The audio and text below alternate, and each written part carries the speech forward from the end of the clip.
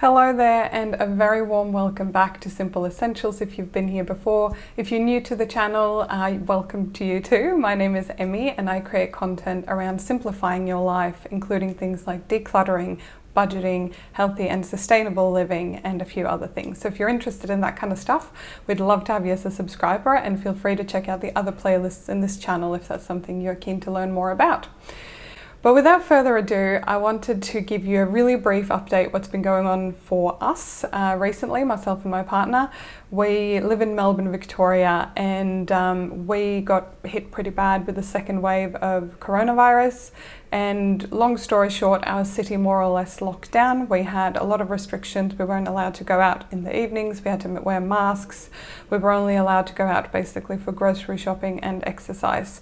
And it just so happened that when the really firm restrictions were introduced back in June, July, we were actually house sitting for some family members outside of Melbourne in regional Victoria. And long story short, we ended up staying there longer than planned. We'd planned to be away for 2 weeks and we ended up being away for almost 3 months. Unfortunately, my camera and a few other things didn't make it on the packing list when we left. So hence there's been a bit of a delay of uploading content here to this channel because I feel like our life has been a little bit on pause for the last couple of months. But nevertheless, we're back in Melbourne now. Restrictions are gradually starting to ease and luckily the numbers are looking a lot lower. But what I wanted to share with you is a really helpful tool for mental decluttering that I have used a lot over the last period. And whether you're watching this video in a time when the pandemic is affecting the part of the world where you live, or you're simply just feeling a bit overwhelmed, you've got a lot going on, maybe as restrictions are easing where you live, you're finding it more stressful because then you have more things to juggle than you've had before. So organizing your life is not just about organizing your physical spaces and your money and things like that. It's actually about allowing your mind and your soul to relax too, and having, that regular spring clean, if you will, of your mind and what you're thinking about. So whether you like paper notebooks or other things, I'm going to show you a really quick exercise that you can do wherever you are for whatever reason you need it. And it will really, really help you just get clear on what's occupying your mind and which of those things do you actually want to A, focus on, or B, can you actually do anything about? Because quite often we tend to stress and focus on things that we can't really do anything about anyway. So I'm going to take you along and show you how to do this. If you've got a beautiful notebook that you really like, I've got actually, I'll show you the one that I normally write in. It's a really beautiful notebook that a friend gave me for my birthday the other year. So if I feel like writing on paper, I'll usually use something like that. You can just use a simple A4 paper, it really doesn't matter. Or if you're like me and sometimes prefer to write things digitally, which I'll show you in a moment, you can just open a document on your phone or on your computer and do it there as well. So it's really, really simple. So make sure you get your thingo ready, whatever you want to use, your notebook or something else, and let's dive in and look at the 3 different things you're going to do to declutter your mind.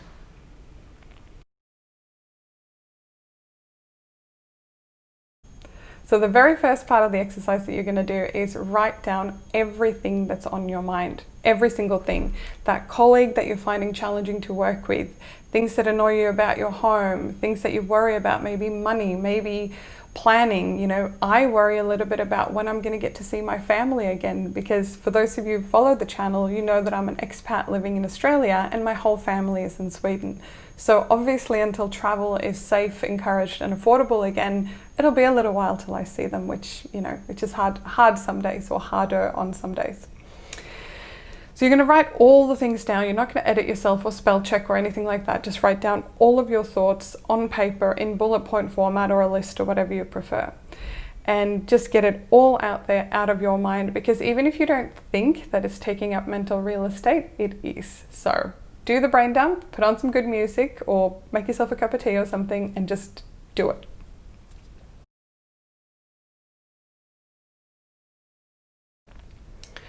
Awesome, so you went through that. So now we're going to move on to the second step, which is to focus on the things that we can control. So I want you to take some kind of texture or marker, or if you don't have another color or something like that to use, maybe you just want to use a pen to circle things on your paper. But I'm going to use red for all the things that I can't control. Things like when I get to see my family again. It's not something I can control as much as I would like to, so I'm going to mark that kind of statement in red. You also can't control other people, but to some extent you can possibly influence other people. For example, I can't control if my partner wants to eat healthy or not, but I can influence it by cooking more healthy food at home. So take your texture or your color in your document and mark in red everything that's completely outside of your control. And the second part of the exercise is to mark in another color. I'm going to use green, you use whatever color you prefer. So in green, I'm going to mark everything that is within my influence and control. So I'm going to highlight things that I can influence with my day-to-day decisions. For example, how much sleep I get, or the exercise that I do, or how I show up at work, or those sort of type of statements. I'll show you that here.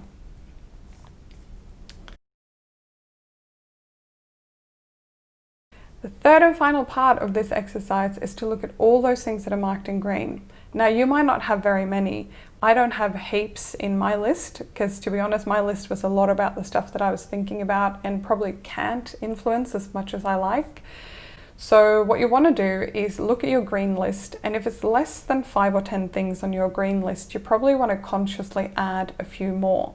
Because if you have a lot of things that you're worrying about that's taking up space in your head, it's much better to clear your mind and focus more, not all the time because we're only human, but focus more on the things that you can influence and control. So you might want to add a couple more things on there so that you have at least 5 or 10 things in green.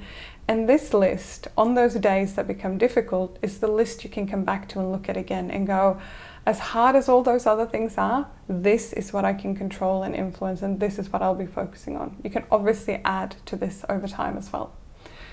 I trust that that exercise was useful for you. I kind of go through an exercise similar to this about once a month or so, sometimes more often if things are stressful or if things are changing a lot in your workplace or something like that. So let me know how you go. Feel free to leave a comment below if you found any part of this extra helpful or if you tried something slightly different and it worked for you, so we can share and learn from each other. All the best, and I look forward to see you in my next video.